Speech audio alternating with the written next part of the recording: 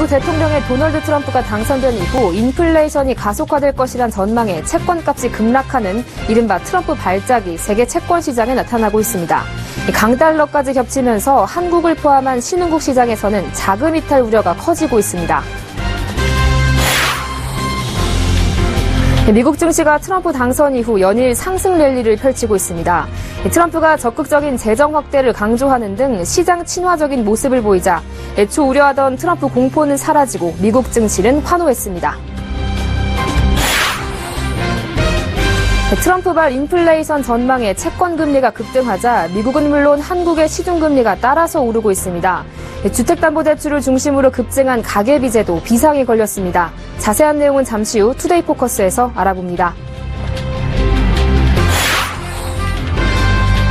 지난해 서울 지역 면세점 사업자 선정 당시 관세청 직원들이 미공개 정보를 외부에 유출하고 이를 이용해 불법 주식 거래를 했다는 의혹이 사실로 밝혀졌습니다.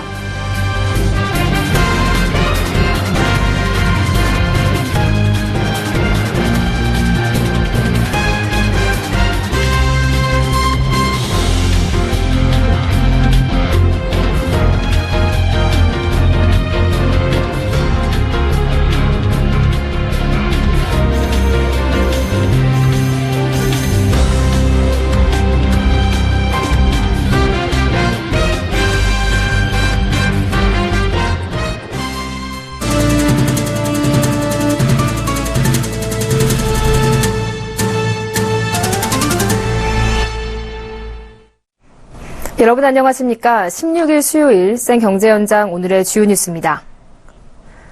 트럼프의 미국 대통령 당선 후 인플레이션이 가속화될 것이라는 염려로 미국 국채금리가 급등하는 이른바 트럼프 텐트럼, 즉 트럼프 발작이 나타나고 있습니다. 여기에 달러 강세까지 겹치면서 한국을 포함한 신흥국에서도 자금 이탈이 우려되고 있습니다.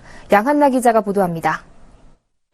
도널드 트럼프의 예기치 못한 미국 대통령 당선에 채권 시장이 요동을 치고 있습니다. 트럼프의 적극적인 재정 확대 정책이 물가 상승을 유발할 것이라는 전망에 채권값이 폭락하고 채권 금리는 폭등하고 있는 것입니다. 파이낸셜 타임스는 15일 채권 금리 상승으로 채권 가치가 폭락하면서 글로벌 채권 투자자들의 손해가 불어나고 있다고 보도했습니다. 또 트럼프 당선 이후 전 세계 채권 투자자들이 입은 손실은 1조 5천억 달러, 한국 돈으로 1,752조 원에 육박하는 것으로 분석했습니다. 3년 만기 미국 국채금리는 선거일인 11월 8일 1.85%에서 14일 2.24%까지 올라갔고 10년 만기 국채금리는 2.62%에서 3%로 상승했습니다. 10년 만기 미 국채금리가 3% 위로 올라간 것은 지난 1월 초 이후 처음입니다. 한국 역시 투자자들이 채권을 팔아치우면서 3년 만기 한국 국채금리는 트럼프 당선 후 4거래일 동안 0.23%포인트 올랐고 10년 만기 국채금리는 0.37%포인트 상승했습니다.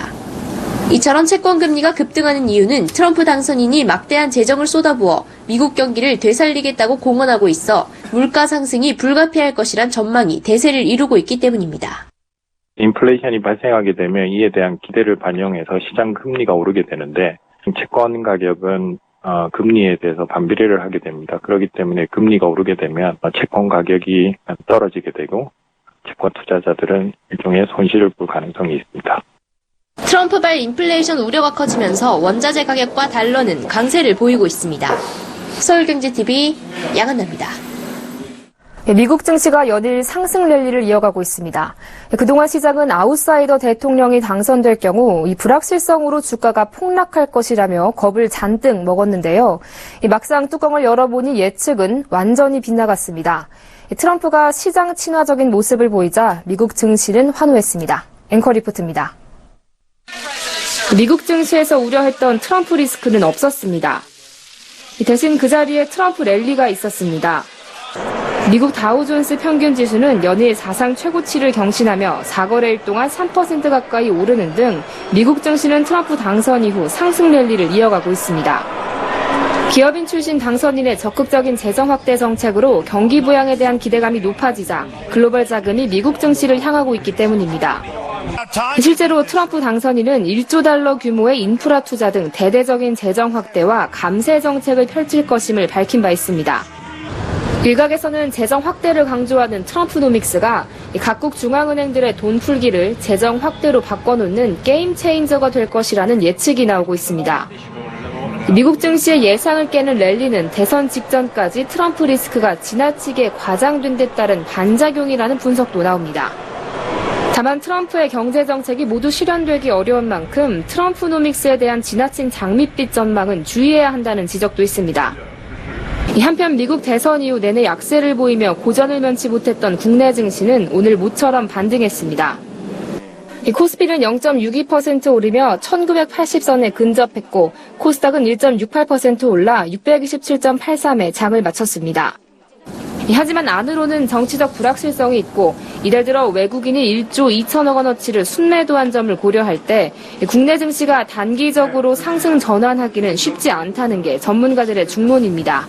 서울경제TV 정한입니다.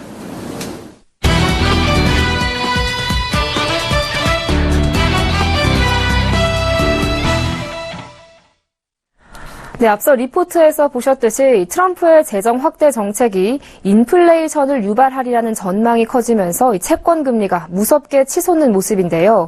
이러한 시장 금리의 상승이 미국은 물론 한국의 은행권 주택담보대출 금리를 끌어올리면서 이 트럼프발 주택대출 쇼크라는 말이 나오고 있습니다. 금융증권부 정은규 기자와 자세한 이야기 나눠보겠습니다. 안녕하십니까? 네, 안녕하십니까? 네, 정 기자, 우선 우리가 이 가계부채 위험을 얘기할 때 미 연준이나 한국은행의 기준금리 향방을 주시하곤 하는데요. 자, 트럼프가 금리를 끌어올렸다. 이게 무슨 말입니까? 네, 은행의 대출금리는 정책금리인 중앙은행 기준금리에 영향을 받는데요. 실제로 은행에서 대출금리를 정할 때는 좀 더 다양한 요소들이 반영되기 때문에 시장금리에 영향도 받게 됩니다. 대출 상품 금리는 크게 기준금리와 가상금리로 나뉘는데요. 가상금리는 은행의 마진과 인건비 등을 포함해서 각 은행에서 알아서 정하는 것이고요. 대출 상품의 기준금리는 보통 변동금리 상품의 경우 코픽스, 고정금리 상품은 금융채를 활용합니다. 여기서 코픽스는 정기예적금과 주택부금, CD, 표지금, 금융채 등 다양한 자본 조달 상품 관련 비용을 취합해서 산출하게 되는데요. 트럼프 당선 이후 시장금리가 급격히 뛰어올라 대출 상품의 기준금리, 다시 말해서 은행들의 자본 조달 비용이 높아지면서 주택대출 금리가 오르게 되는 겁니다. 네, 지금 미국 매체들은 최근에 주택대출 금리 상승을 두고 공포라는 표현까지 사용하던데요. 얼마나 올랐길래 그런 거죠? 네, 미국의 모기지뉴스 데일리닷컴 데이터에 따르면 가장 많이 거래되는 30년 만기 주택담보대출 고정금리가 4%까지 올랐습니다. 올 들어 가장 높은 수치고요. 대선 이후로만 봐도 0.5%포인트가량 오른 겁니다. 미국 경제전문방송 CNBC는 모기지 금리가 심리적 한계점까지 치솟았다고 보도했는데요. 또 주택대출 금리 상승세가 이제 겨우 불안한 회복세를 보이는 미국 주택시장에 재를 뿌리는 격이라는 우려를 표하게 됐습니다. 네, 사실 미국도 미국이지만 우리나라의 경우 이 주택담보대출을 중심으로 가계부채가 급증하지 않았습니까? 그만큼 금리 인상이 우려되는 상황인데 현재 국내 은행권의 주택담보대출 금리는 어떻게 되는 상황이죠? 네, 지난 6월 한국은행이 기준금리를 내린 이후에 처음으로 연 5%가 넘는 상품까지 등장한 상황인데요. 최고 금리 수준으로 얘기를 드리는 겁니다. KB 하나은행의 5년 고정 혼합형 주택담보대출 금리는 지난달 말 최고 연 4.7%에서 현재 5.1%로 0.4%포인트 가까이 올랐습니다. 국민은행은 같은 기간 0.24%포인트 올랐는데요. 10월 말 금리가 전월 대비 0.12%포인트 오른 것과 비교하면 증가 속도가 더 가팔라졌습니다. 이 밖에도 우리은행이 0.12%포인트, 신한은행도 0.31%포인트 금리가 뛰었습니다. 특히 변동금리 주택대출금리의 기준으로 활용되는 코픽스 금리도 10월 기준 1.41%로 전달보다 0.06%포인트 올랐는데요.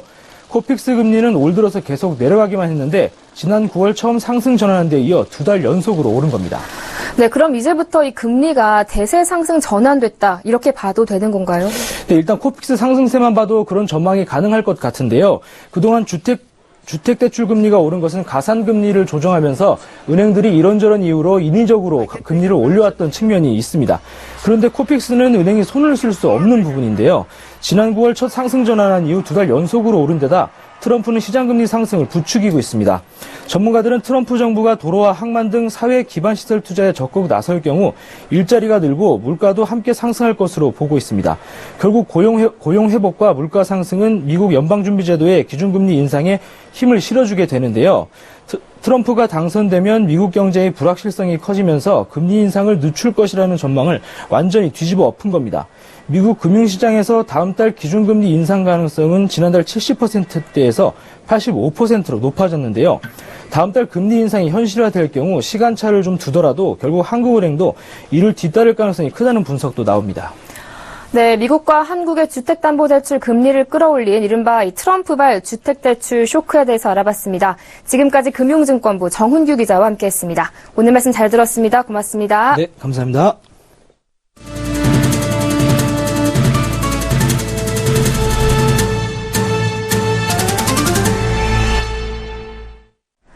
지난해 서울 지역 면세점 사업자 선정 당시 관세청 직원들이 사업자 심사 과정의 미공개 정보를 외부에 유출하고 이를 이용해 불법 주식 거래를 했다는 의혹이 사실로 밝혀졌습니다. 관세청 직원을 거쳐 2차로 미공개 정보를 입수한 사람들이 추가적으로 시세 차익을 남겼을 가능성이 높아 논란이 커지고 있습니다. 김성훈 기자가 보도합니다. 지난해 7월 서울 지역 면세점 사업자 선정 때 인가권을 가진 관세청 직원 67명이 사업자 선정 과정의 미공개 정보로 불법 주식 거래를 했다는 혐의가 사실로 드러났습니다. 관세청이 지난해 7월 10일 한화 갤러리아 타임월드가 시내 면세점 사업자로 선정됐다고 공식 발표한 것은 오후 5시. 그러나 한화 갤러리아 주가는 발표 당일 오전 10시 30분쯤부터 먼저 폭등을 시작해 전거래일 대비 30%가량 오른 7만 8천 원에 마감했습니다. 이후에도 3거래일 연속 상한가를 기록하는 등 급등세를 타 그달 17일에는 장중 22만 500원까지 찍으며 일주일 만에 3배 이상 오르는 이상 급등 현상을 보였습니다. 이를 수상히 여긴 금융위원회 자본시장조사단이 조사에 착수한 결과 67명의 관세청 직원들이 면세점 사업자 선정 발표 전에 한화갤러리아 주식을 사들인 것으로 밝혀졌습니다. 미공개 정보를 이용한 주식 거래로 챙긴 개인별 수익은 최대 400만 원 정도로 크지 않은 것으로 전해졌습니다. 하지만 혐의가 드러난 관세청 직원들은 총 4대의 휴대전화로 선정심사 진행 당시 250여 차례 외부와 통화하고 160여 건의 문자 메시지를 주고받은 것으로 확인됐습니다. 관세청 직원을 거쳐 미공개 정보를 입수한 2차 정보 수령자들이 막대한 시세 차익을 남겼을 가능성을 배제할 수 없는 상황입니다. 검찰은 지난해 11월 이 같은 사실을 자본시장조사단으로부터 넘겨받아 수사를 해왔습니다. 지금까지 관련 의혹을 강력하게 부인하면서 해당 직원들에 대한 징계 등 사후 조치를 미뤄온 관세청은 책임을 피하기 어렵게 됐습니다. 서울경제TV 김성훈입니다. 삼성전자가 소프트웨어 기업으로 빠르게 변신하고 있습니다. 삼성전자는 지난 월요일 미국 자동차 전자장비 기업 하만 인수에 이어 이번엔 차세대 문자 메시지 기술 기업인 유넷 캐나다를 인수했습니다. 박미라 기자입니다. 삼성전자가 차세대 문자 메시지, 즉 RCS 기술 기업인 유넷 캐나다를 사들였습니다. RCS는 한때 카카오톡의 대항마로 떠올랐으나 카카오톡을 비롯한 인스턴트 메신저 인기로 국내에서는 크게 주목받지 못한 벤처 기업입니다. 이번 인수로 삼성전자는 인공지능이나 챗봇 등 미래 AI 기술 기반 서비스를 위한 인프라 구축에 나섰다는 분석입니다. 앞서 삼성전자는 미국 자동차 전자장비 기업 하만을 80억 달러, 우리 돈으로 약 9조 4천억 원에 인수했습니다. 하만 인수로 삼성전자는 미래 자동차로 일컬어지는 커넥티드카 시장을 선도할 것이란 전망입니다. RCS 기술을 이용할 경우 문자 메시지로 대용량 멀티미디어 파일 전송과 다자간 대화 등이 가능해집니다. 이번에 인수한 유넷 캐나다는 글로벌 최고 수준의 RCS 기술을 보유한 회사입니다. 삼성전자는 지분 투자까지 포함하면 올해 들어서만 7번째 해외 기업 인수 합병을 성사시켰습니다. M&A 대상 업체를 살펴보면 삼성전자의 향후 청사진을 엿볼 수 있습니다. 지난 6월에 미국 클라우드 서비스 기업인 조이언트와 캐나다 디지털 광고 기술 스타트업 애들기어를 인수했습니다. 이어 10월에는 미국의 인공지능 플랫폼 개발업체 비브랩스를 사들였습니다.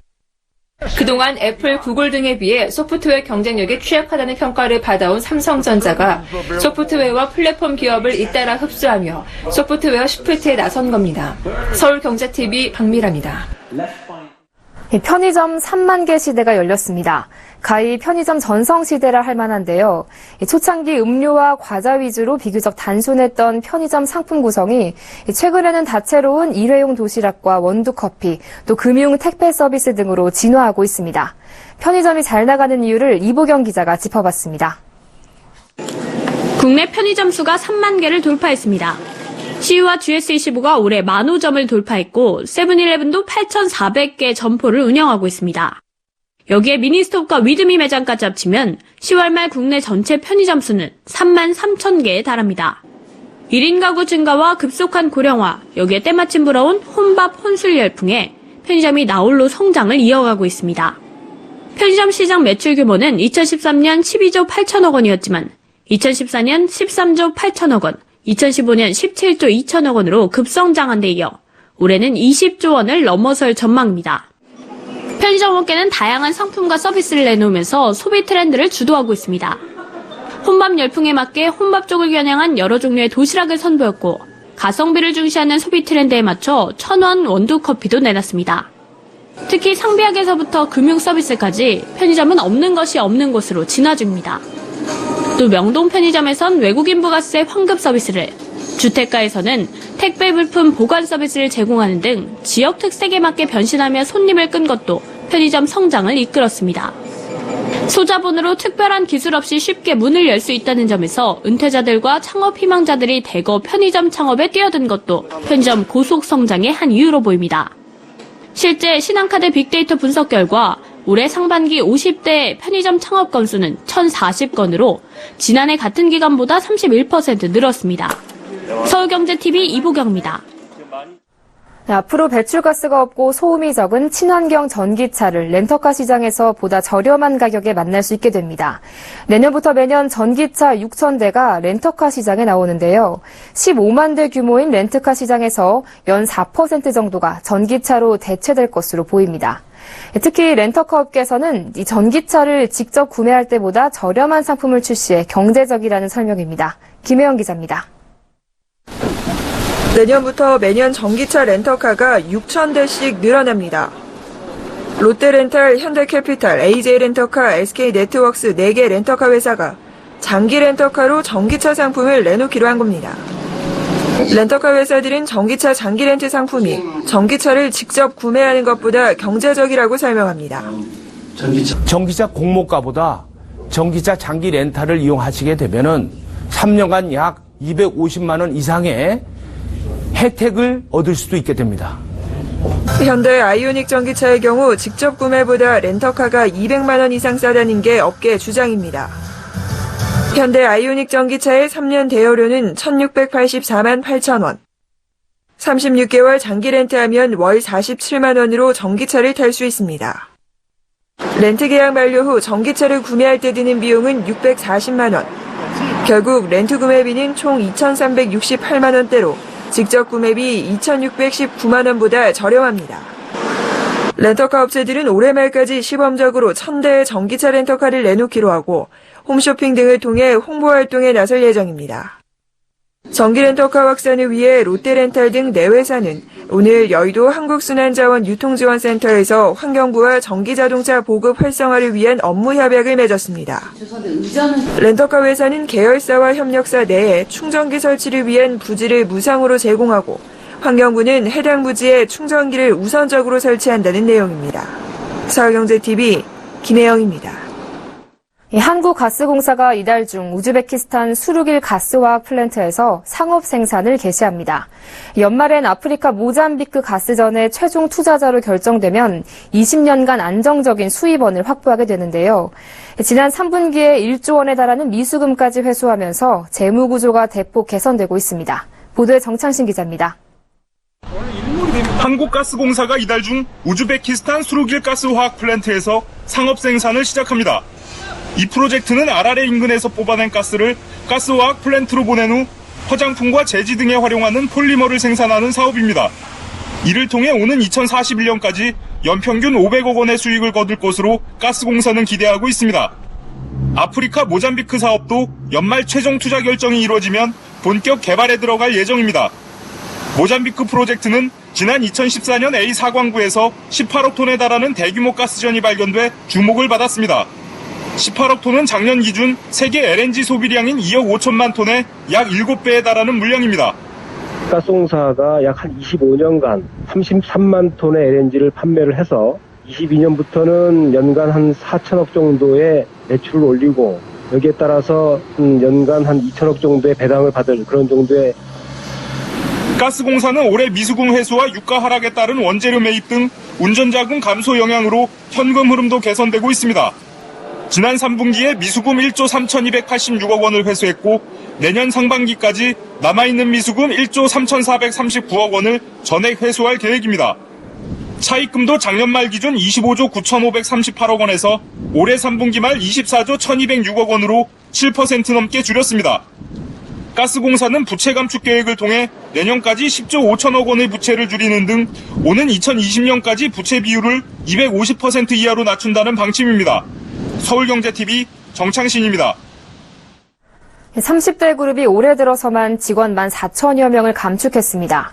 특히 조선 3사에서만 6천여 명을 줄였습니다. CEO 스코어에 따르면 감원 칼바람의 국내 30대 그룹의 전체 고용 직원 수는 98만 8,345명으로 집계됐습니다. 이는 지난해 12월 31일 기준 전체 인력 규모인 100만 2,653명보다 14,308명 줄어든 것입니다. 30대 그룹 중 딱 절반인 15개 그룹이 인력 수를 줄인 것으로 나타났고 업종별로는 조선업의 인력 감축 규모가 가장 컸습니다. 삼성중공업, 현대중공업, 대우조선해양 등 조선 3사에서만 6,131명의 인력이 줄었습니다. 보험업계의 새 국제회계 기준 도입 시기가 2021년 1월로 굳어지는 모양새입니다. 국제회계기준위원회는 새 회계기준 적용 시기를 2021년으로 사실상 정하고 내년 상반기까지 새 회계기준서를 확정할 예정입니다. 보험업계는 시행 시기를 유예해 줄 것을 요청했지만 받아들여지기 어렵다는 시각이 우세합니다. 새 회계기준이 도입되면 보험 부채를 평가하는 방식이 원가에서 시가 평가로 전환됩니다. 이 경우 과거 고금리 확정형 상품을 많이 판매한 국내 보험사들은 자본을 대대적으로 확충해야 합니다. 이에 따라 보험업계의 가용 자본은 무려 46조 원 감소하는 것으로 나타났습니다. 금융당국은 새 회계기준 도입에 따른 보험업계의 충격에 대비하고자 여러 상황을 가정한 스트레스 테스트에 돌입했습니다. 또 금융감독원은 최근 각 보험사로부터 새 회계기준 도입에 따른 영향 분석 결과 보고 자료를 제출받아 금리 변동 시나리오에 따른 부채 영향 평가 작업을 벌이고 있다고 밝혔습니다. 한국거래소와 은행연합회에 따르면 대학 수학능력 시험일인 내일 수험생들의 교통 편의를 위해 주식거래와 은행 영업 시작이 1시간씩 늦춰집니다. 한국은행에 따르면 지난 3분기 스마트폰 뱅킹 이용 건수는 하루 평균 5,300만여 건으로 전년과 비교해 27% 급증했습니다. 국민 1인당 하루 한 번 스마트폰을 이용해 자금 이체, 대출 신청 등 금융 서비스를 사용하는 셈입니다. 한국GM이 지난달 출시한 중형세단 말리부의 신규 모델이 한 주 만에 3,000대 이상 팔리며 올류 말리부 출시 초반에 돌풍을 재현할 조짐을 보이고 있습니다. 셀트리온에 따르면 현지 시간으로 14일 미국 특허 심판원이 레미케이드의 물질 특허 재심사 항소에서 거절 유지 결정을 내렸다고 전했습니다. 이에 따라 레미케이드의 복제약인 램시마의 미국 출시를 앞두고 마지막 걸림돌이었던 특허 장애를 모두 해소했다고 셀트리온은 자평했습니다.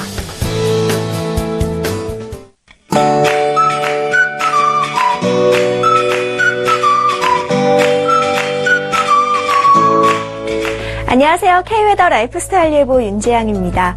오늘 아침까지는 반짝 추위가 나타났지만 낮부터 기온이 오르면서 추위가 누그러졌는데요. 수능일인 내일은 평년 기온을 조금 웃도는 정도로 추위 걱정은 하지 않으셔도 되겠습니다. 다만 아침과 낮의 기온 차이가 크게 벌어지겠고요. 미세먼지 농도가 점차 높아질 것으로 예상됩니다. 수능 한파는 없겠지만 긴장감이 더해지면 추위를 느낄 수 있으니까요. 체온을 조절할 수 있도록 얇은 옷을 여러 벌 겹쳐 입는 것이 좋겠습니다. 뇌를 활성화시키는 초콜릿, 또 창가나 복도 측 자리라면 무릎 담요, 난방으로 인해 눈이 건조해질 수 있기 때문에 점안액을 챙기는 것도 도움이 되겠습니다. 위성 영상입니다. 현재 구름이 다소 지나고 있는데요. 하늘 높은 곳을 흐르는 구름으로 날씨에 영향을 주진 않겠습니다. 내일은 서해상에서 이동하는 고기압의 영향을 받다가 점차 그 가장자리에 들겠습니다. 자세한 지역별 날씨는 나절 예보로 알아보겠습니다. 중부지방 가끔 구름 많겠습니다. 아침 기온 서울 4도, 대전 3도, 낮 기온 15도 안팎으로 오늘보다 높겠습니다. 동해안 지방도 구름이 다소 지나겠고 아침과 낮의 기온 차이가 10도 이상 벌어지는 곳이 있겠습니다. 제주도는 대체로 흐리겠고요. 남부지방은 가끔 구름 많겠습니다. 낮 기온 오늘과 비슷하겠습니다. 물결은 모든 해상에서 최고 2.5m로 약간 높게 일겠습니다. 금요일과 토요일 사이에는 전국 곳곳에 비가 내리겠고요. 당분간 큰 추위는 없을 것으로 전망됩니다. 날씨였습니다. 네, 비정상적인 학사농단 사태, 내일 수학능력 시험을 앞둔 수험생들의 심정은 어떠할까요? 내가 이러려고 공부했나 싶진 않을까요? 비록 1년 365일 중에 고작 17일 출석하고도 명문대에 들어간 어떤 이로 인해 참담한 심정이겠지만 흔들리지 않고 또 오랜 기간 준비해온 땀방울의 결실을 맺길 기원하겠습니다. 생경제 현장 오늘 여기서 마칩니다. 시청해주신 여러분 고맙습니다.